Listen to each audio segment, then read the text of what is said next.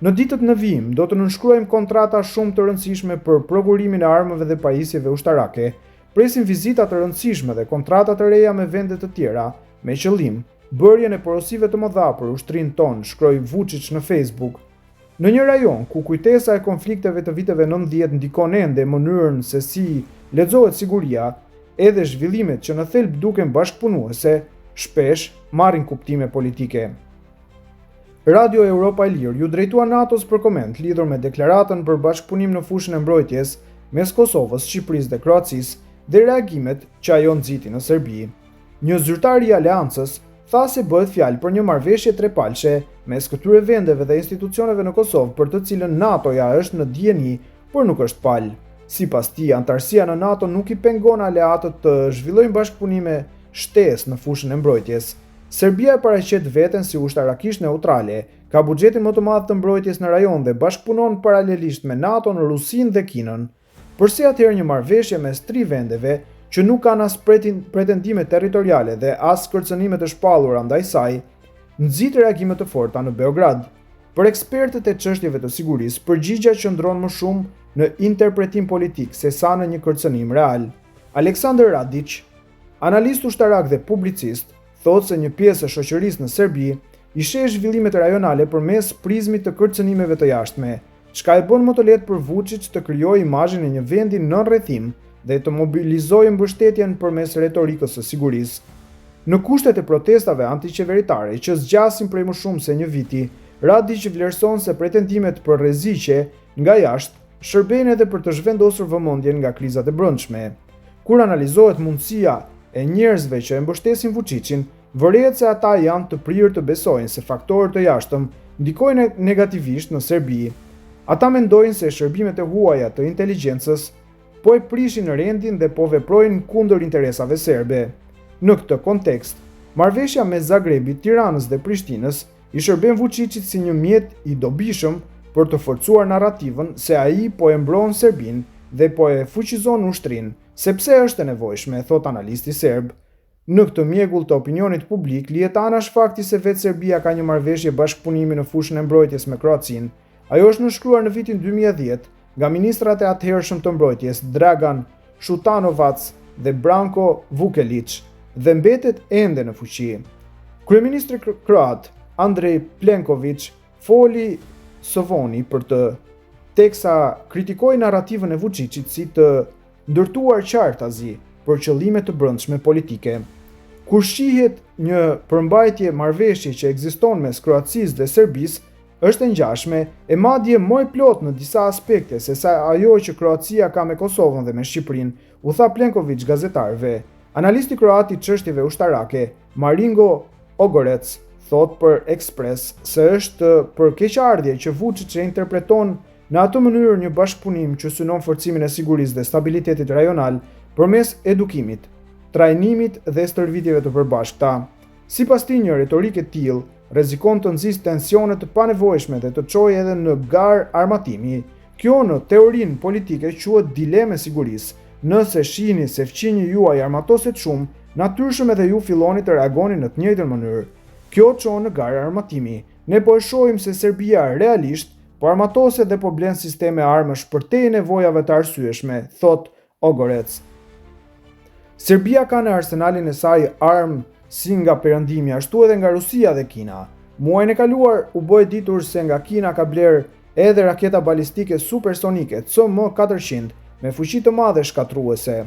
Për ekspertin e sigurisë në Shqipëri, Xhevit Shala, kjo nxjerr në pa asimetrinë e armatimit në rajon. Serbia së fundmi mori raketa kineze hipersonike të prodhimit të fundit. Çfarë mori Kosova? Kosova mori nga SHBA-ja raketa antitank. Ato janë për mbrojtje, kurse raketat hipersonike nuk janë të tilla. Ato janë për sulm, për të cënuar të tjerët, me rrezë veprimi që kapin territoret të vendeve të tjera, përfshirë edhe antarët e NATO-s, thot Shala për Expozen. Ai vlerëson se retorika e Vučićit për kërcënimin ndaj Serbisë është ndërruar në një refren të ditës, i drejtuar kryesisht për publikun e brendshëm të polarizuar, por edhe si mesazh politik për perëndimin. Duke e paraqitur këtë si aleancë të rrezikshme për Serbinë, ai përpiqet të justifikojë vazhdimin e marrëdhënieve mes Rusisë dhe Kinës, si dhe blerjen e armatimit prej tyre. Pra gjoja, si pasojë e kërcënimit, Jemi të detyruar të veprojmë kështu, thot Shala. Eksperti i sigurisë në Kosovë, Burim Ramadani, pajtohet se argumentet e Vučićit për kërcënime nga fqinjet janë të paqëndrueshme, apo siç i quan ai, kamuflim për qëllime të tjera politike dhe gjeostrategjike. Qartazi, propaganda e Serbisë ka një qëllim prapasaj dhe ai ka të bëjë me forcimin e lidhjeve me Rusinë dhe Kinën, të cilat po ashtu kanë interes për Ballkanin Perëndimor. Të jetë i destabilizuar, shtetet e tij të jenë nën kërcënim dhe nën presion, dhe NATO-ja të jetë në situatë më të ndjeshme, thot Ramadani për ekspozen. Serbia, që nga viti 2006 është pjesë e programit të NATO-s, Partneriteti për Paqe, dhe ka planifikuar stërvitje të përbashkëta me aleancën muajin e ardhshëm. Një zyrtar i NATO-s konfirmoi për Radio Europa e Lirë se ata respektojnë neutralitetin ushtarak të Serbisë, duke theksuar nevojën për besim dhe angazhim për stabilitetin rajonal. Për të ecur përpara, partneriteti i NATO-s Serbi duhet të jetë një rrugë me 2K, i bazuar në besim dhe respekt të ndërsjellët, si dhe në një përkushtim të sinqert për stabilitet rajonal. Ne vazhdojmë të bëjmë thirrje Serbisë që të angazhohet me NATO-n dhe me fqinjet e saj në mënyrë të përgjithshme dhe konstruktive, tha zyrtari i NATO-s. Edhe ambasadori i Shteteve të Bashkuara në NATO, Matthew Whitaker, gjatë një vizite në Serbi këtë javë, bëri thirrje Beogradit që të thellojë bashkëpunimin me SBA-n dhe NATO në fushën e sigurisë. Në një shkrim për gazetën serbe politike, Whitaker tha se blerja e teknologjisë së mbrojtjes që nuk është në përputhje operacionale me sistemet europiane ose amerikane e ndërlikon bashkëpunimin e ardhshëm dhe krijon pengesa të panevojshme. Shala, në anën tjetër, vlerëson se vetë propozimi i Shtëpisë së Bardhë për emërimin e një ushtaraku në pozitën e ambasadorit amerikan në Shqipëri tregon se SBA-ja e trajton me seriozitet çështjen e sigurisë në Ballkan dhe e sheh rajonin si pjesë të rëndësishme të interesave të saj strategjike. Për Radishin, tani është koha që Serbia të definojë pozicionin e saj. Neutraliteti ushtarak nuk është as i njohur ndërkombëtarisht dhe as funksional.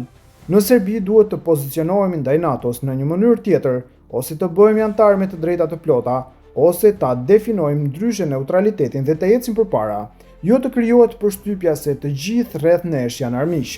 Fatkeqësisht, kjo e çon Serbinë në një situatë të ngjashme me vitin 1999, kur të gjithë ishin kundër saj. Atë kohë, NATO-ja e bombardoi Serbinë dhe hapësira ajrore të gjitha vendeve përreth Serbisë u përdorën për veprime dhe forcave të NATO-s.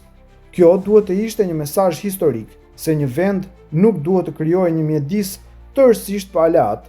Fatkeqësisht, historia në një farë mënyre po përsëritet, thotë Radić.